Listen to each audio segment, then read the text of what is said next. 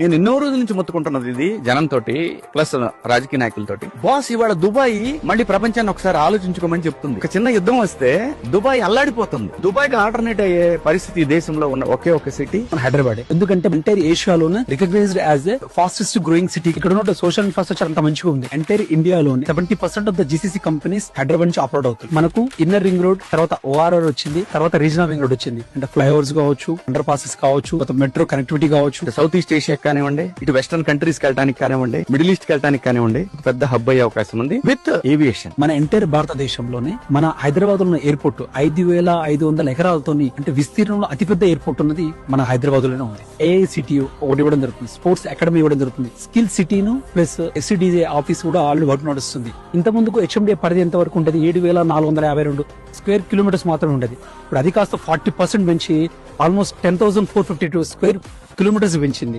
ప్రస్తుతానికి ఈ రోజు హైదరాబాద్ 1,50,00,000 జనాభా ఉంది. ఆ జనాభా కాస్త 2047 వరకు 2 కోట్లకు చేరుకుంటే ప్రపంచంలోనే న్యూయార్క్ సిటీ తర్వాత హైయెస్ట్ పాపులేటెడ్ ఉన్న సిటీ ఏదైనా ఉందంటే మన హైదరాబాద్.